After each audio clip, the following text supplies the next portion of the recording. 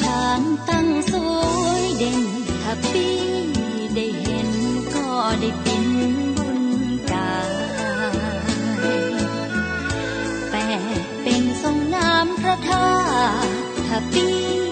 ฉลาดอาจได้อยู่จนวันตายเจ้าพ่อคุณตาลมันมาปีใจ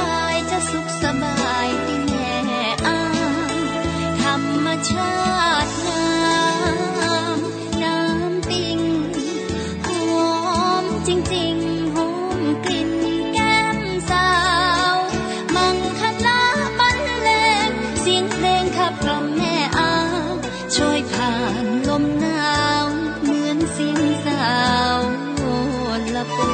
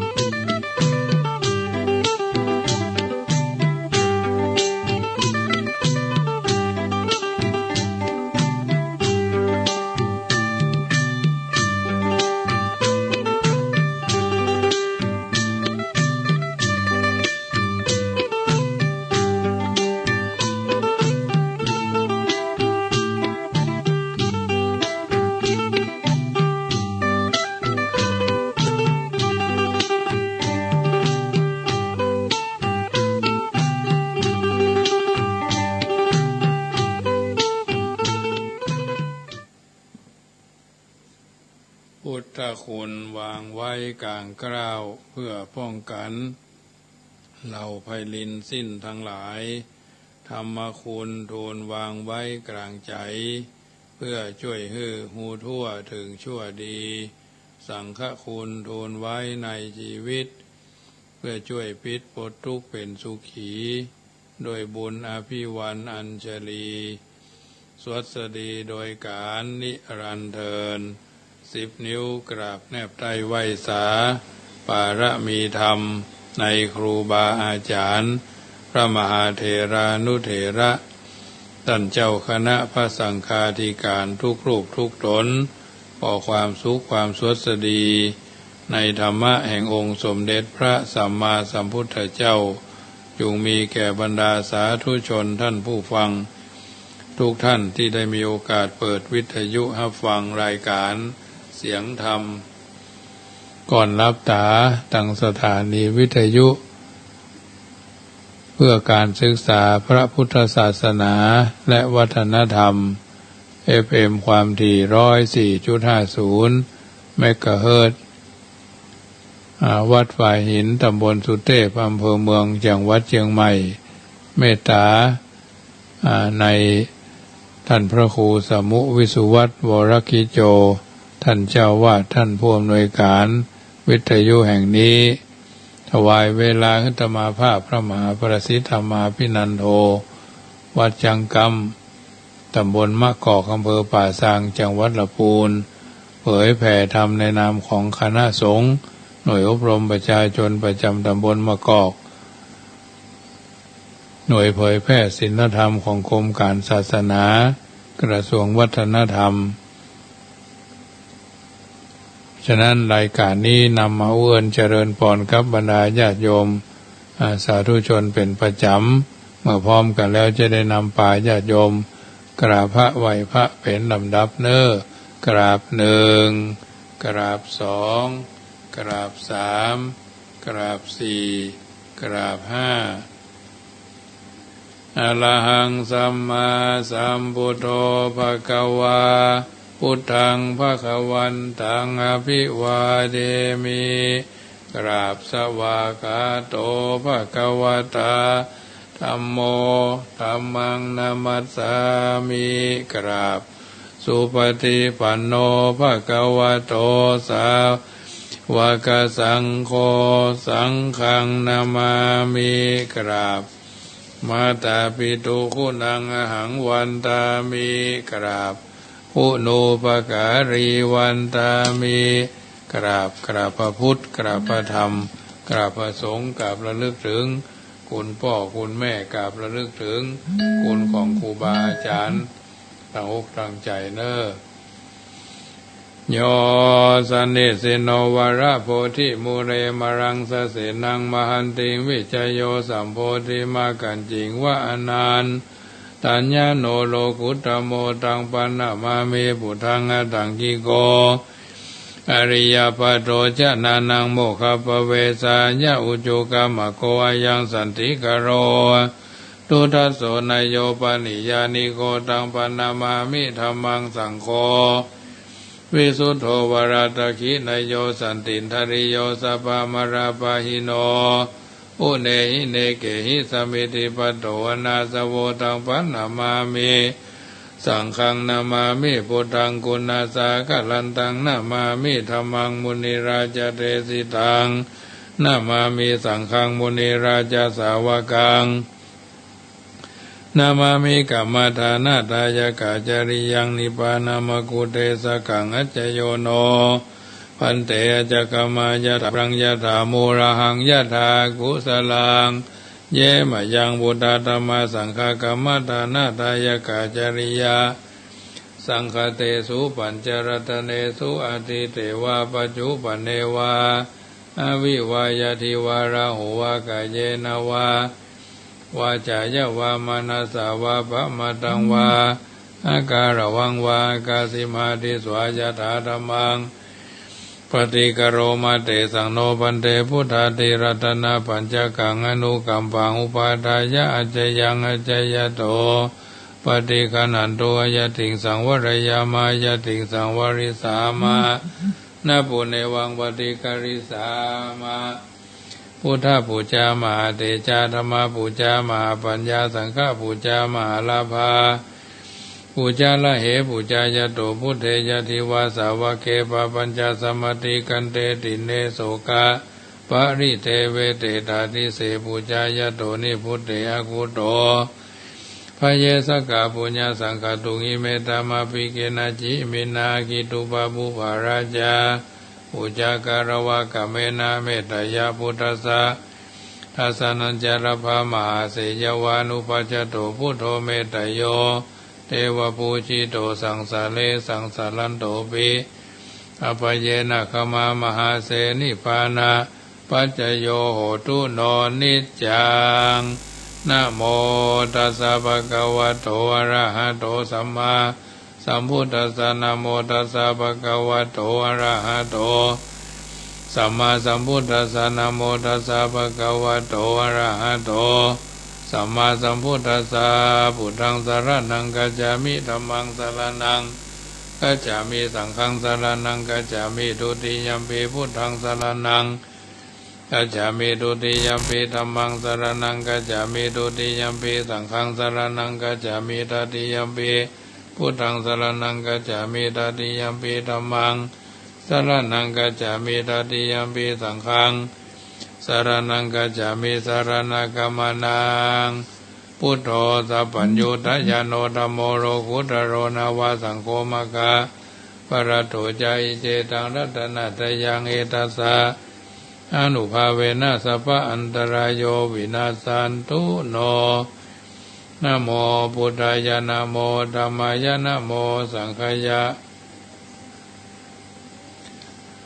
อภามโนพุทโธอภามโนธัมโมอภามโนสังโฆพุทโธเมนะโตธัมโมเมนะโตสังโฆเมนะโต กัมมัฏฐานังเมนะตังกัมมัฏฐานะตายกาจาริโยเมนะโตอะหัมปันเตพุทธานุสติกัมมัฏฐานังยะจามิพุทธานุสติกัมมัฏฐานังเตทะเมพันเตอิติปิโสภะคะวะอะระหังสัมมาสัมพุทโธวิชชาจารณะสัมปันโนสุขโตโรกาวิทูอนุตตโรปุริสาธรรมสารติสัทธาเทวมนุสสานังพุทโธภควติสวากขาโตภควตาธัมโมสันติติโกอาการิโกเอหิปัสสิโกปนายิโกปัจจตังเวทิทัพโพวิญโยหิติสุปฏิปันโนภควโตสาวกสังโฆอุจุปฏิปันโนภควโตสาวกสังโฆยายาปฏิปันโนภควโตสาวกสังโฆสามิจิปฏิปันโนภควโตสาวกสังโฆยติตังจัตตาริปุริสายุคานิอัตตาปุริสาบุคลาเอสาภควโตสาวกสังโฆอาหุนายโยปาหุนายโยตักขินายโยอัญจลีการณิโยอนุตตรังปุญญเกตังโรกัสสะติภาอัญญตุนิมิตังอวะมังกรัญจโยจามนาโปสักกุณาสัสสะโตปะปะกะโหตุสุปินังอากันตังพุทธานุภาเวนะวินาสเมนโตยันตุนิมิตังอวะมังกรัญจโยจามนาโปสักกุณาสัสสะโตปะปะกะโหตุสุปินังอากันตังธรรมานุภาเวนะวินาสเมนโตยันตุนิมิตังอวะมังกรัญจโยจามนาโปสักกุณาสัสสะโตปะปะกะโหตุสุปินังอาการตังสังฆานุภาเวนะวินาสเมนโตญาสานุญาสวิรูปะเกหิเมเมตังเมตังเอราปะเถหิเมจัปปยาพุทเตหิเมเมตังเมตังกันหาโคตามะเกหิจาปาตะเกหิเมเมตังเมตังดิปาตะเกหิเมจตุปะเตหิเมมะมังอปาตะโกอินสีมะมังอิงสีดิปาตะโกมะมังจตุปะโตอินสีมะมังอิงสีปะหุปะโตสัพเพสัตตาสัพเพปะนาสัพเพพุทธาจักเกวราสัพเพพัตตรานิปัสสันตุมากิญจิปะปะมาคะมาอะปะมะโนพุทโธอะปะมะโนธัมโมอะปะมะโนสังโฆปะมะนะวันตานิสิริงสัพพานิอหิวิจิกาสัตตปฏิอุณนานาภิสระภูมุสิกากัตตาเมละกากัตตาเมปริตาปฏิกัมมันตุพุทธานิโสหังนะโมภะคะวะโตนะโมสัตตานังสัมมาสัมพุทธานังขันธปริตังกุศลธรรมากุศลธรรมาอภัยกตธรรมากตเมธรรมากุศลายตมิงสัมมาเยกามาวจรังกุศลังจิตังอุปนังโอติโสมานะสัสสหกตังญาณสัมปยุตตังรูปารามนังวาสัทธารามนังวาคันธารามนังวาลาสารามนังวาโพธพารามนังวาธรรมารามนังวายังวาปนาราปัตตสัมภิสัมมาเยปัสโสติยวิเกโปโหติเยวา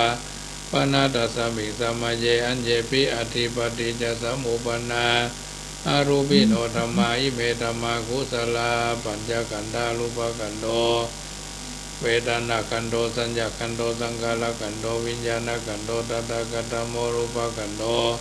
ยังกินจิรูปังอดีตานากตปัจจุบันนังอจตังวาปะหิตาวาอุราริกังวาสุขุมังวาอินังวาปะนิตังวายังดุเรวาสันติเกวาตเตกัจจังอภิสัญญูหิตวาอภิสังคีปิตวายังวุจติรูปขันโตสังฆโหอสังฆโหสังฆาหิเตนะอสังฆาหิตังอสังฆาหิเตนะสังฆาหิตังสังฆาหิเตนะสังฆาหิตังอสังฆาหิเตนะอสังฆาหิตังสัมปโยโควิปโยโคสัมปยุเตนะวิปยุตังวิปยุเตนะสัมปยุตังอสังฆาหิตังชาปัญญติโยขันธปัญญติอายตนะปัญญติธาตุปัญญติสัจจะปัญญติอินทริยปัญญติภูคาราปัญญติกิตาวตาภูคาลานังภูคาลาปัญญติสัมมายาวิมุตโตสัมมายาวิมุตโตกุปธัมโมกุปธัมโมปริหานธัมโมปริหานธัมโมเจตนาภพโพอนุรักขณาภพโพปุถุชโนโหตระภูปยุปรโตอภยุปรโตอ พระภากมโนอภภากมโนนิยโตอนิยโตปฏิปันนโกภเรติโตอรหาอารัตายปฏิปันโนภุคโลอุปรปติสัจจิกตาปรมัตเถนะติยมันตโยสัจจิกโตปรมัตโตตโตโสภุคโลอุปรปติสัจจิกตาปรมัตเถนะตินะเอวังวัตตเปยจานาอินิกหังอัญจิภุคโลอุปรปติสัจจิกตาปรมัตเถนะเตนะวัตเรวัตเปโยสัจจิกโตปรมัตโตตโตโสภุคโลอุปรปติสัจจิกตาปรมัตเถนะติมิจฉาเยเกจิกุศลธัมมาสัพเพเตกุศลมูลสัพเพเตธัมมากุศลเยเกจิกุศลธัมมาสัพเพเตกุศลมูเลนะเอกมูลเยวาปนะกุศลมูเลนะเอกมูลสัพเพเตธัมมากุศลธัมมากุศลธัมมาปยากตธัมมาสุขายเวทนายะสัมปยุตตธัมมาอทุกขมสุขายเวทนายะสัมปยุตตธัมมาวิภากธัมมาวิภากธัมมาธัมมาเนววิภากนาวิภากธัมมาธัมมาอุปาทินุปาทานิยธัมมาอนุปาทินุปาทานิยธัมมาอนุปาทินานุปาทานิยธัมมาสังกิเลตสังกิเลสิกาธัมมาสังกิเลสสังกิเลสิกาธัมมาสังกิเลตาสังกิเลสิกาธัมมาสวิทกาสวิจาราธัมมาวิตกวิจารมัตตธัมมาวิตกวิจารธัมมาปิเตสหคตธัมมาสุขสหคตธัมมาอุเบกขาสหคตธัมมาทัสเนนะปะหัตถปะธัมมาภาวนายะปะหัตถปะธัมมาเนวะทัสเนนะนะภาวนายะปะหัตถปะเหตุกะธัมมาปะหัตถปะธัมมาทัสเนนะปะหัตถปะเหตุกะธัมมาภาวนายะปะหัตถปะเหตุกะธัมมาเนวะทัสเนนะนะภาวนายะปะหัตถปะเหตุกะธัมมาจยคามิโนธัมมาปัจจยคามิโนธัมมาเนวะจยคามิโนนาปัจจยคามิโนธัมมาเสกขาธัมมาอาเสกขาธัมมาเนวะเสกขานาเสกขาธัมมาปริตตาธัมมามหคตาธัมมาอภมานาธัมมาปริตตารมนาธัมมามหคตารมนาธัมมาอภมานารมนาธัมมาชปริตตารมนาธัมมาปหิตารมนาธัมมาอาจตาปริตารมนาธัมมามหคตารมนาธัมมาอภมานารมนาธัมมาหินาธัมมามัจฉิมาธัมมาปณิตาธัมมามิจตานิยตาธัมมาสัมมตานิยตาธัมมาอนิยตาธัมมามัคการมนาธัมมามัคคเหตุกาธัมมามัคคติปติโนธัมมาอุปนาธัมมาอนุปนาธัมมาอุปาทิโนธัมมาติตาธัมมานาคตาธัมมาปัจจุปนาธัมมาอติตาธัมมาอนาคตาธัมมาปัจจุปนาธัมมาอติตารมนาธัมมาอนาคตารมนาธัมมาปัจจุปนารมนาธัมมาจตาธัมมาปหิทาธัมมาจตาปหิทาธัมมาอาจตารมนาธัมมาปหิทารมนาธัมมาจตาปหิทารมนาธัมมาสันนิทัสสนาสัพพติกาธัมมาอนิทัสสนาสัพพติกาธัมมาอนิทัสสนาปฏิกาธัมมาเหตุปัจจโยอารมณปัจจโยอธิปติปัจจโยอนันตรปัจจโยสหจาตปัจจโยอัญญมัญญปัจจโยนิสัยปัจจโยอุปนิสัยปัจจโยภูเรชาตปัจจโยปัจจจาตปัจจโยอาเสวนะปัจจโยกัมมปัจจโยวิปากปัจจโยอาหารปัจจโยอินทริยปัจจโยจา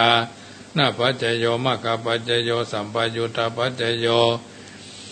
วิปยุตตปัจจโยอธิปัจจโยนัตถิปัจจโยวิคตปัจจโยอวิคตปัจจโยสัพพัจจยธัมมาสัพพัจจยธัมมาสังฆตาธัมมา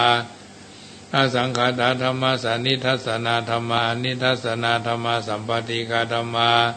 อสัมปติกาธัมมารูปิโนธัมมาอรูปิโนธัมมาโรคิยธัมมาโรกุตระธัมมาเกนะจิวิญญาธัมมานาเกนะจิวิญญาธัมมาจุรันตราทุกขัง สาธุสาธุพระปัญญาบารมี30 ทัศสาธุพระปัญญาบารมีวัดแวดล้อมวิริยะบารมีอ้อมระวังดีศีลบารมีบางหอกบางดาบเมตตาบารมีผ่าแพ้ทั้งผืนดานะบารมีคือเป็นผืนดังต่ออุเบกขาบารมีคือก่อเป็นเวียงสัจจะบารมีแวดละวังดีเป็นไม้ไตขันติบารมีกายเป็นหอกเป็นดาบบังหน้าไม้และผืนไฟอธิฐานะบารมีพันดาบไปทุกแห่งแข็งแข็งแงงแงงป่าฝูงหมู่มารปีศาจพายเพศทุกทเวภพดิปังไปเนนางทรเนอัศจรรย์โสสะเหมือนฝันอยู่ข้างๆน้ำนาทีน้องกว้างตกกว้างแตกดีฟ้องละนองละนอกกลายเป็นข้าวตอกดอกไม้ถวายปู่จ้าพาแก้วแก่นไทยซาตานพระพุทธังเอ่ยจงมาภายโปรดอนุญาตโทษโปรดผู้ฆ่าแท้ดีหลีแม่ทรเนออกมาหีดมวยผมอยู่ที่ท่าจ้างให้คายข้าจังงามไปข้าจังงาซับดินพ่นน้ำนาที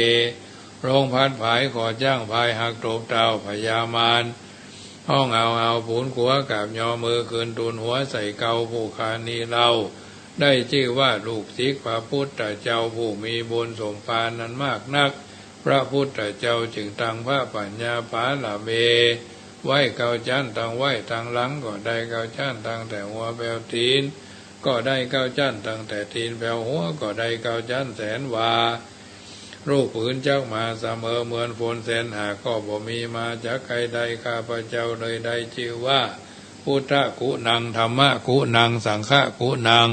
พุทธอินตาธรรมะอินตาสังฆะอินตาอัสสหับแม่ธรณีผู้อยู่เหนือน้ำผู้อยู่กำแผ่นดินกันข้าได้ละลึกเกิดถึงหาคุณพ่อคุณแม่คุณครูบาอาจารย์คุณพระแก้วเจ้าทั้ง3ประการคือคุณพระพุทธคุณพระธรรมคุณพระสงฆ์คุณแดดคุณฝนคุณน้ำคุณลมคุณไฟคุณกุศลเจ้าก็ดีคุณนางอุตราเจ้าก็ดีคุณพระปเจกเจ้าก็ดีคุณพระตนเมตตาภาวนาเจ้าก็ดีจุงมาสัมพิทักษ์รักษาคุ้มครองตั้งกำหน้าและกำหลังยังตนตัวแห่งผู้ฆ่าตั้งแต่ทีฆาการะยามนี้วันนี้ค่ำคืนนี้และต่อไปนี้จิมแต่เตอพุทโธพุทธังรักษาธัมโมธัมมังรักษาสังโฆสังฆังรักษาพุทโธพุทธังอรหังธัมโมธัมมังอรหังสังโฆสังฆังอรหังพุทโธพุทธังกันหะธัมโมธัมมังกันหะสังโฆสังฆังกันหะอายุวันโนสุขังป้าลางยันตุนิมิตังอวะมังกลันยะโยจามานาโปสกุณาสัสสะโตปะปะกะโหสุเป็นนางอาการตังพุทธานุภาเวนะวินาสเมนตุยันตุเนเมตังอวะมังกรัญยโยจามานาโปสกุณาสัสสะโตปะปะกะโหตุสุเป็นนางอาการตังธรรมานุภาเวนะวินาสเมนตุยันตุเนเมตังอวะมังกรัญยโยจามานาโปสกุณาสัสสะโตปะปะกะโหตุสุเป็นนั่งอาการทางสังฆานุภาเวนะวินาสเมนโตเมตตโยอุตตโรรามโมปัสเสโนโกสราภิภูติคาโสนาจาสังคีโจสุโพโตทายพระมโนนาราคิลีปริรโยโพธิสัตตาอิเมตัสสานุกเมนะสัมโพธิงปะปุณิสันติอนาคเตเอเตนะสัจจวเจนะโสติเตโหตุสัพพทาต่อไปก็สวดฮิเลโอตปาสัมปันนาสุขธรรมาสมาหิตาสันโตสัพพุริสาโลเกเทวธรรมาติวุจเรสันติภคาพัฒนาสันติปัฏฐาวัญจนามาตาปิตาจนิคันตาจาตเวทปฏิกมาสุวรรณภูมิงกตวนาโสนุตรามหิติกาปิสาเอววิทามิตาพระมัจจรังอาเตสะโยงอิมินาปุญญาทานเนนะโดยบุญทานทั้งหลายมวลผงนี้นาภายแผ่ขอจุงแผ่ไปรอดแดนสุดแผ่ไปรอดถึงเมตไตรยะเทวบุตรตนยศโยศกับทั้งพญาอินตาเจ้าฟ้าโสด2 สวรรค์ทั้งพญาเวสสุวรรณและท้าวจตุโรค พระยาทัตตะรัฐโสตสวัสดีพระยาวิรุณหะสลีองค์อาจพระยาวิรูปัคราชราชาพระยากุเวราอุตรทิสาผู้พับไข้ด้วยเถจาบุญน้อยใหญ่และภาละผลขอจุงไปฮอดเดนไปฮอดเทวบุตรเทวดาตั้งกรมจตุทิสาตลอดเงี่ยงน้ำหยาดปัทวีถึงธรณีชื่อเท้าโลกนางน้อยโศกโลกสมนางน้อยโศกอากรมกรรมทารวงพระริยาพวงธุรีตั้งบุตรบุตรีนาถน้อยบอกกิ่งห้อยกับหายขอเทวดาสักเป็นสักขีหมายแม่นมั่นคือว่าอาทิตย์จันทร์อังคารพุธพฤหัสศุกร์เสาร์ราหูเกตนักขัตฤกษ์วิเศษ27ตัวฟ้าประเคาะตัง8จงฮืออากุศลนี้นาพับแผ่ไปลอดจอดใกล้คือได้อนุโมทนาตั้งเวหาปลายต่ำใต้ผู้ฆ่าตั้งหลายใดแล้วยักฝากไปถึงพ่อถึงแม่ที่มวยมิ่งมิตรพ่อเกิดแม่เกิดเจ้ากรรมนายเวรเจ้าเขียนจตาเจ็ดเช่นตระกูลเป็นเก้าเช่นตระกูลเป็นแดนแสนเช่นตระกูลเป็นหมายท่านเจ้าเหล่านั้นเขาเจ้าทั้งหลายลมหายตายจากนอนบ่ได้อาบอยากบ่ได้กินขอกุศลนี้ไปตามตันตั้งภริยาลูกหลานแผ่พงเผ่าพงปันผงอันตายไปอนันต์อเนกจงฮือปรากฏเกิดเป็นเครื่องทิพเตตันทีร้อนได้ตายไปเป็นเพศเป็นผีทุกการีนารกใหญ่ขอกุศลนี้ไฟนำหา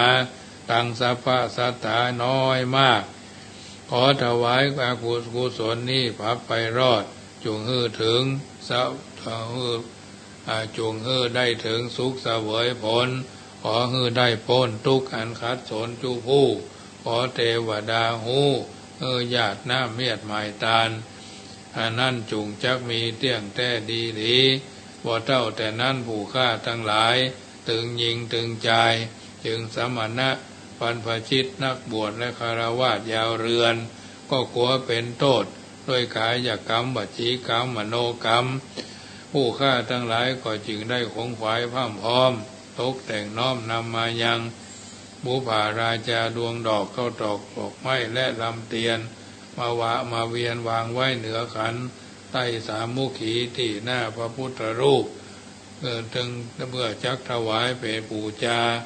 สมดังกรรมกัมผาธนาบาทพระบาลีว่าอาจโยโนพันเตอาจกรรมายะถาปะเลยะถามูลเหยะถากุสเลเยมะยังพุทธธัมมสังฆะสังฆเตสุปัญจลัตตสุลัตตเนสุอาทิเทวาปัจจุปันเนวา อวิวายะทิวาระโหวากาเยนะวาวาจายะวามานาสาวาสุตินังสัพพังโตสังขามันตุโนเอาละญาติโยมสาธุชนคนดีทุกคนทุกท่านได้ยินได้ฟังการสังวาสสวดที่ยายพุทธคุณธรรมคุณสังฆคุณเสร็จสัดเรียบร้อยต่อไปก็จะได้อู้ธรรมะอันเป็นปฏิพรย้อนให้ท่านทั้งหลายนำไปปรับใจเดินทางชีวิตเป็นลำดับไปญาติโยมท่านผู้ฟังทั้งหลายมีพระพุทธภาษิตบทหนึ่งว่าอัตถังคิโกจะมัคคานังเขมังอะตะอามัตตามิอามัตตามินันติเป็นต้นว่าท่านกล่าวเอาไว้คำสอนขององค์สมเด็จพระสัมมาสัมพุทธเจ้าท่านกล่าวเอาไว้เหมือนกันว่าต่างนั้นมีองค์มรรคมีองค์8เป็นทางอันเกษมบรรดาต่างทั้งหลายหมายถึงคำว่าต่างนั้นหมายถึงที่สัญจรไปมาของบุคคลเช่นสกลมรรคทางบกชนละมรรคทางน้ำอากาศสมรรคทางอากาศทางเหล่านี้ผู้ที่จะสัญจรไปมาจะต้องอาศัยยวดยานพาหนะเป็นการสะดวกรถ เกวียนหรือสัตว์เป็นต้นใช้เป็นพาหนะนำทางไปทางบกทางหรือหากระยะทางใกล้ๆก็จะเดินด้วยเท้าเปล่าหรือเรือแพเป็นต้นใช้เป็นพาหนะในทางน้ำหรือระยะเครื่องบินอากาศยาน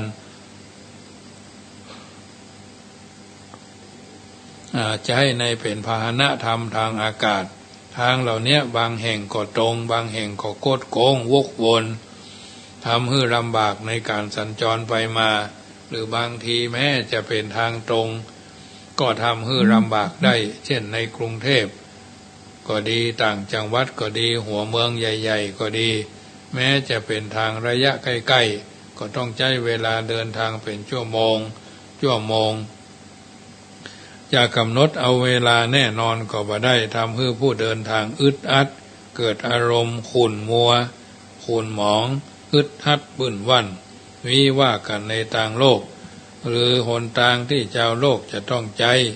อยู่เป็นประจำยังมีทางแถมสายหนึ่งเรียกว่าทางชีวิตคือหนทางชีวิตของเราจะต้องดำเนินไปภายหน้าซึ่งทุกคนจะต้องเดินไปสู่ทางนั้นแน่นอนใครจะไปทางใดก็อยู่ที่การกระทำของคนคนนั้นซึ่งเรียกว่ากรรมดีกรรมชั่ว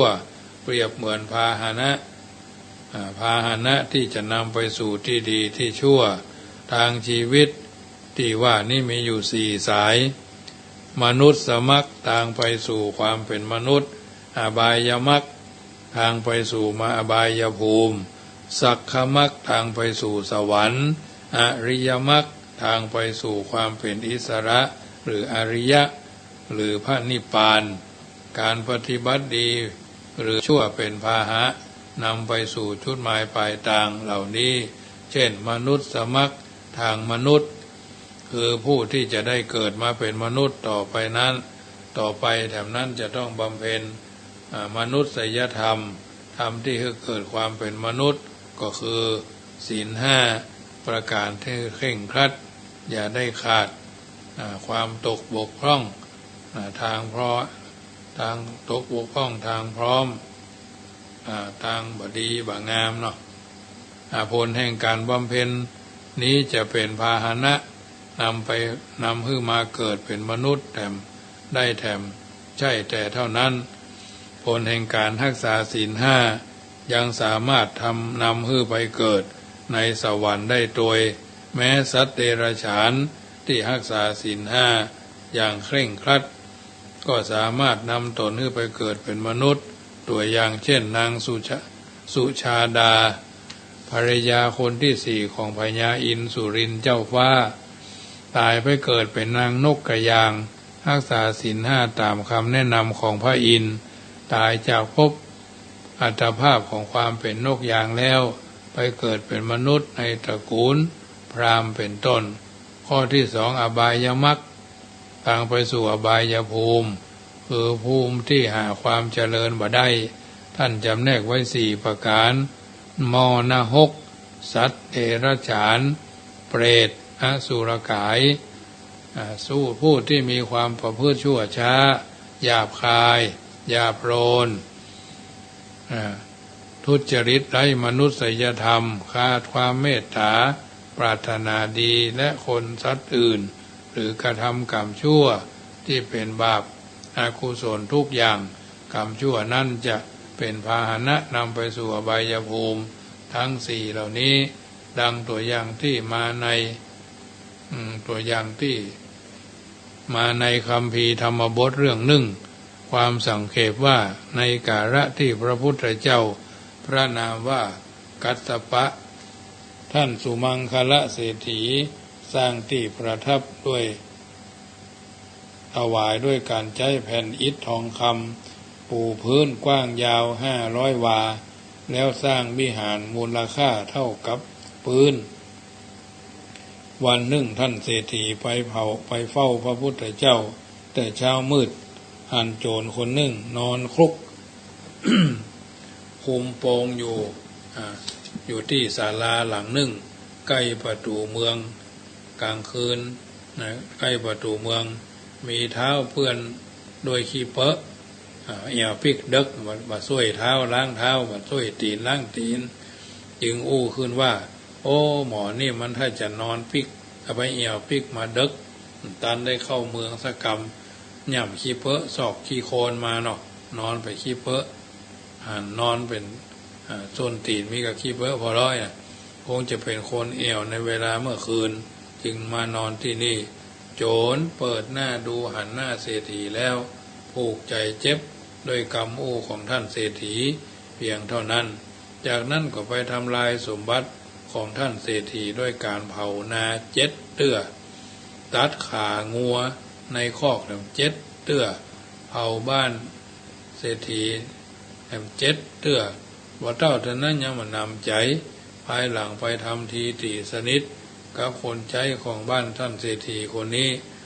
แล้วก็สอบถามว่าอันอย่างที่ท่านเศรษฐีฮักที่สุดก็ได้ทราบว่าพระคันธกุฎีที่สร้างถวายพระพุทธเจ้าเป็นที่ประทับเป็นสิ่งที่ท่านเศรษฐีฮักที่สุดโจรคนนั้นก็จงคิดว่าโอ้จะดับความแค้นด้วยการเผากุฏิพระสัมมาสัมพุทธเจ้าเข้าไปบิณฑบาตในหมู่บ้านวันใดวันหนึ่งก่อนกูจะเผากุฏิพระพุทธเจ้าเขาจึงได้โอกาสจึงไปบุบทำลายหม้อน้ำฉันในน้ำฉัน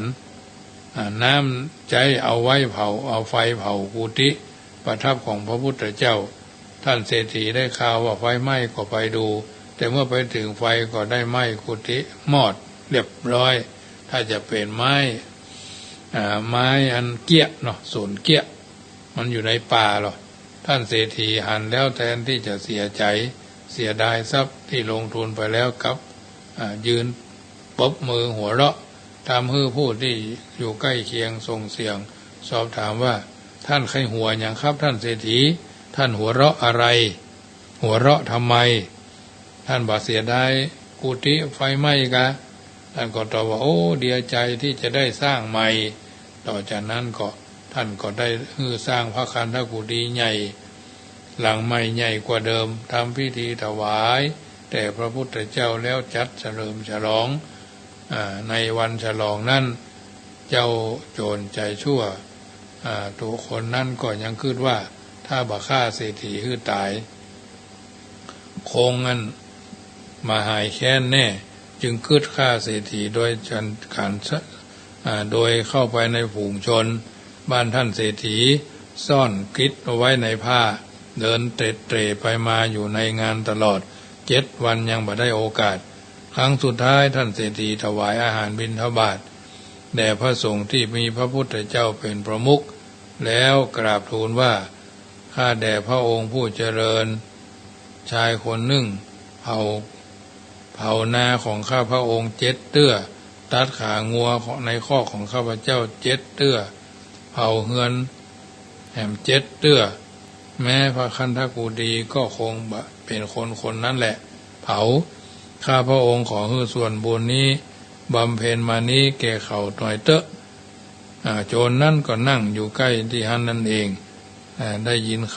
ำของเศรษฐีแล้วเดินแล้วเกิดความระทมทุกข์ใจว่าโอ้เฮาก็ทำสิบหายเพิ่นทำให้เพิ่นเสียหายสิบหายเกือบหลายเตื้อมูลค่าก็หลายอัดหลายตังแล้วเขาก็ยังบ่โกรธเตื้อกับยังฮื้อส่วนบุญส่วนกุศลในตานที่ท่านฮื้อแก่เฮาโดยหากเขาบ่ขอโทษเขาเทวดาจักลงทันเฮาแน่กึดแล้วจึงเข้าไปขอขมาต่อท่านเศรษฐีเล่าเรื่องตึงโม้เธอเศรษฐีฟังท่านเศรษฐีก็ยกโทษคือเป็นการชนะคนชั่วด้วยความดีดังพระบาลีว่าอาสาทุงสาธุนาชิเนอาสาทุงสาธุนาชิเนแปลว่าพึงชนะความชั่วด้วยความดีโจรคนนั้นตายไปตกมรณหกอเวจีสิ้นกาลนานพ้นจากนั้นก็ยังมีเศษบางเศษกรรมเศษเวรแถมที่มาเกิดเป็นมนุษย์เปรตมีรูปร่างเสมือนงูเรียกว่าอัจฉคะเปรตนะอัจฉครเปรตผูกไฟเผาไหม้ อยู่ตลอดเวลานี่ก็เป็นผลกรรมที่เขาทำไว้กับสู่ที่เขาทำไว้แล้วนำไปสู่ที่ชั่วคนเฮานั้นที่ชั่วที่ดีก็อยู่ที่การกระทำซึ่งเฮาก็ห้องกันว่ากรรมหรือกรรมดังพระบาลีว่ากรรมังสัตเตวิภัชชติยะทิทังนีหีนัปปณีตตายะแปลว่ากรรมย่อมจำแนกสัตว์คือเลวปราณีตดังนี้ ข้อที่สามสักขมัตต่างไปสู่สวรรค์คือการกำเนิดเกิดในสุคติผู้ที่จะไปสู่ทางสายนี้ได้ก็ด้วยการบำเพ็ญเทวธรรมแปลว่าธรรมที่บุคคลธรรมที่ทำบุคคลให้เป็นเทวดาได้แก่หิริและโอตตัปปะสหิริก็คือความละอายต่อบาปทุจริตบาปทำชั่วทั้งในที่แจ้งที่ลับเมื่อรู้ว่าสิ่งนี้ชั่วเป็นบาปแม้จะอยู่ในที่ลับหูลับตาคนก็บ่กล้าทำดังสำนึกรู้ว่าสิ่งเหล่านี้สำนึกรู้ว่าสิ่งเหล่านี้ชั่วหากคืนทำลงไปไผจะหู้จะหันหรือไม่ก็ตามก็เป็นการทำชั่วความรู้สึกสำนึกอย่างนี้แล้วก็ให้ห้องกันว่าหิริโอตตัปปะความเกรงกลัวต่อผลของบาปก็คือความรู้สึกว่าความชั่วทุกอย่างผลเป็นทุกข์จะนักจะน้อยอยู่ที่การกระทำเช่นรู้ว่าฆ่าคนก็ผลในปัจจุบันติดข้อกายามายาบ้ายาอีก็ติดข้อเนาะติดข้อติดขังติดตารางนะเพราะฉะนั้นต้องมีโอตตัปปะผู้มีคุณธรรมถึงสองอย่างนี้ก็จะเดินทางชีวิตไปถูกจุดประสงค์และเป้าหมายที่วาดที่หวังเอาไว้สมดังพระบาลีว่ากันรยานการีกันรยานังปาปการีจะปาปกังแปลว่าทำดีก็ได้ดีทำชั่วก็ได้ชั่วดังนี้ทางเส้นสุดท้ายก็อริยมรรคต่างไปสู่ความเป็นอริยะหรือทางพระนิพพานทางสายนี้จะไปด้วยการปฏิบัติตามมรรคมีองค์8เป็นต้นว่าสัมมาสังกัปปะสัมมาทิฏฐิสัมมาสังกัปปะสัมมาวาจาสัมมากัมมันโตสัมมาอาชีโวสัมมาวายาโมสัมมาสติสัมมาสมาธิสัมมาทิฏฐิข้อที่1ก็หมายถึงหันชอบคือความหูหันในทางที่ชอบด้วยกฎหมายถ้าเป็นพระเจ้าก็ชอบ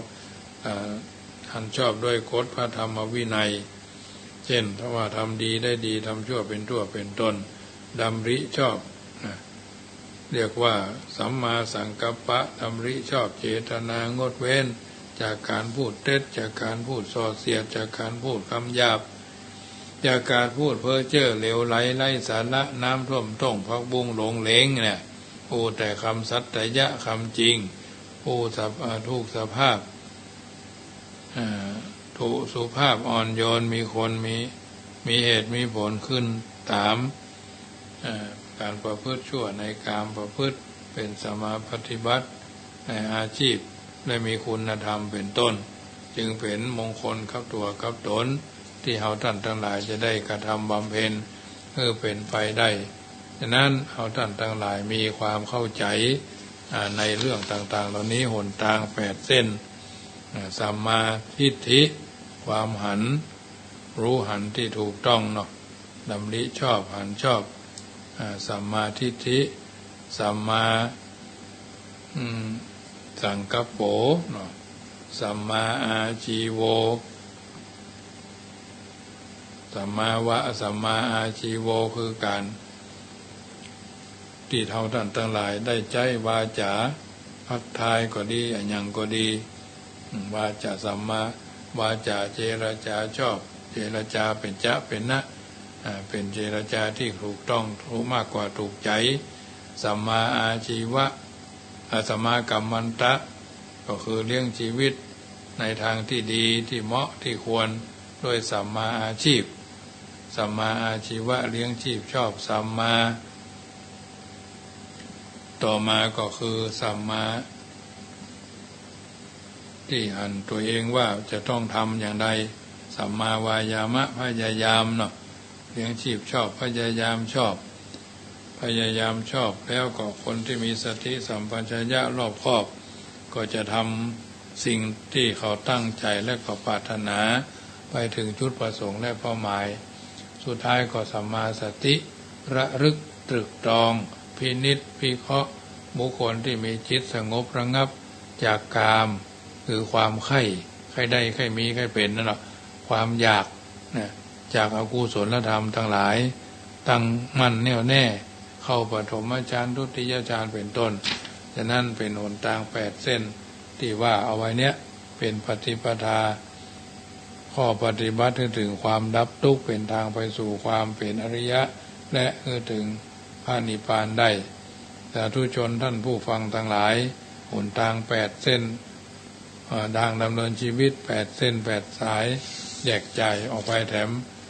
มนุษย์มรรคอบายมรรคสักขมรรคอริยมรรคเป็นต้น4 เส้นนี้ผู้ใดเดินได้ด้วยมีสติปัญญาผู้นั้นก็จะนำพาตัวตนพ้นจากวิกฤตการเป็นลำดับไปฉะนั้นในค่ำคืนของวันนี้รายการเสียงธรรมก่อนรับตาก็มาถึงช่วงสุดท้ายก่อนจะนำรายการจากท่านไปก่อนจะเปิดสายโยมแม่คำแปลงเมฆหมอกเมฆได้รับปัจจัยแล้วเพิ่นโทรเข้ามาตะกี้กำลังบรรยายธรรมให้สามารถรับโทรศัพท์ได้เนาะบางคนบางท่านเพิ่นมาได้ฟังวิทยุเนาะก็เข้าใจกันไปตามนี้ฉะนั้นมีโอกาสก็ร่วมด้วยช่วยกันฟังน้ำฟังธรรมกันไปแต่ละวันวันนี้จัดรายการ2 คืนภาคแรงแตนเก้าลานกับนานหลวงท่านเดินทางมาถึงเมื่อแรงนี้แล้วเนาะวันพุธนี้ก็คงจะเป็นรายการตามปกติต่อประชาสัมพันธ์เชิญร่วมทำบุญงานออกเมนพระราชทานเพลิงศพท่านพระครูสุรัตน์พัฒนาคุณอดีตเจ้าคณะตำบลสะเมิงอดีตเจ้าวาดวัดทรายมูลอำเภอสะเมิงในวันเสาร์ที่17ในวันเสาร์ที่10เป็นวันรัฐธรรมนูญโดยวันที่15งานตรวจธรรมสนามหลวงธรรมศึกษาสนามหลวงคณะสงฆ์ภาค7ณวัดท่าตอนอำเภอแม่อายจังหวัดเชียงใหม่พระเจ้าพระสงฆ์ก็จะไปจุ่มนุมกันที่นั่นตรวจข้อสอบกันตรงนั้นก็ตั้งแต่เจ้า8 โมงถึง5 โมงบ่าย 3 โมงโดยประมาณวาจารย์ที่ท่านเป็นพระนักปกครองก็คงจะได้ไปประชุมกันวันที่14เนาะอันนี้ก็มีโอกาสก็ไปร่วมกันได้เลี้ยงลงทานอย่างก็แล้วแต่17ของงานทอดผ้าป่าสถานีขึ้น96เนาะที่ขวงพญามังลายสำหรับสายวัดจังกรรมนี่ก็มีของรางวัลที่จะเอาไปมอบอาหารจำนวน150 ชุดเนาะแล้วก็ปฏิทิน150 ชุดของศีลน้ำใจเล็กๆน้อยๆแต่150 ชุดไปก็ไปลงชื่อนามสกุลเบอร์โทรศัพท์หมู่บ้านจากบ้านไหนแล้วก็รับของไปเอาจะมาแจกโดยทั่วไปเนาะเอาจะต้องลงทะเบียนทีละคนเนาะอันจะยุ่งเนาะมันเป็นระบบระเบียบสิงสาราสัตว์อยู่ในป่ากับจับมามัดเข่งคัดในการฝึกหัดมนุษย์คนเอาท่านทั้งหลายก็ต้องใจชวนะปัญญาในการอบรมตนเอาท่านทั้งหลายเป็นลำดับเจริญพรแม่เทียมตาบ้านอุเมงเจ้าไว้กระเจ้าฟังด้วยนะเจ้า96เจ้าเข้าหกเจ้าอนุโมทนาเจ้ากำลังใจสายที่1ยายพรน้องวัวแดงตังมาแล้วก็เงียบไปเนี่ย0615476539พระมหาประสิทธธรรมาภินันโทวัดจังกำเวียงเวลุคามป่าซางเจริญพรยายพรร้องวัวแดงแต่เจ้าฟังก็ตอนกลางวัน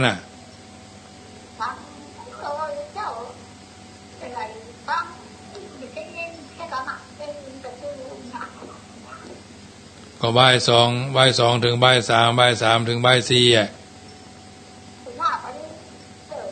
96อ่ะ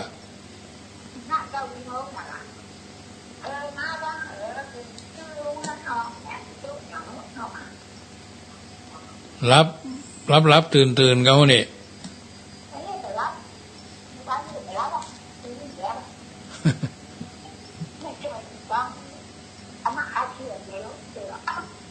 ฟังธรรมะใครเครียดตัวพันสมัยเฮ้ยจ้าโยมพิสมัยก็เจ้าโมทนามีสายเข้าเนอเจ้าเลินพรเอาแม่ดอยสะเก็ดโทรมาใหม่เนอะ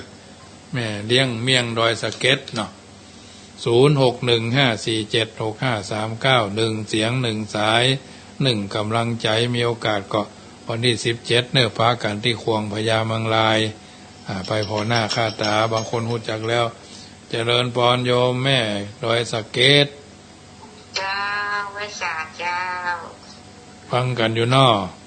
ฟังอยู่เจ้าฟัง2คืนกันนะเจ้าวันเนี้ยได้พร้อมกันเลยเนาะเจ้าแม่อันไหลไม่พอคืนนั่นน่ะคืนแล้วเป็นออก2สถานีก็เจ้าเป็นกรณีพิเศษแทนบ่ได้พระลานนั่นหลวงคุณไปไหนพุ่นเนาะไปเนี่ยศาสนกิจถึงวัดละวันพุธได้ปกติละเจ้ากำลังใจเนอเจ้าเป็นกำลังใจเนอเจ้าเจริญพรเอาแม่จันอุ้ยจันทราเจ้ากับพระเจ้าได้ยินเสียงกันเมินได้วันนี้ลุยรายการนะคะน่ากะม่วนไปตามจังหวะมันนะแม่เอ้ยเจ้ากำลังใจเนอเจ้าโมทนาเอาแหมสาย1แม่สีทรป่าไผ่ฟังบ่ละงัวควายทุพะอยู่วัดม่วนกะก้องกะกองเนาะงัวควายอยู่หนองม่วนกะดินม่วนกะน้ำกับหญ้านะเจริญพรแม่สุวรรณาแม่สุวรรณาท่าเกวียนฟังอยู่เนาะฟังอยู่นะเจ้าวันพุธนี้จะไปแวะได้อยู่กับเจ้าอยู่เจ้าวันศีลวันเนี้ยวันพุธอ่ะเจ้าวันพุธจะไปนี้แล้วจะไปแวะให้เจ้าฟังอยู่นะเจ้าอนุโมทนา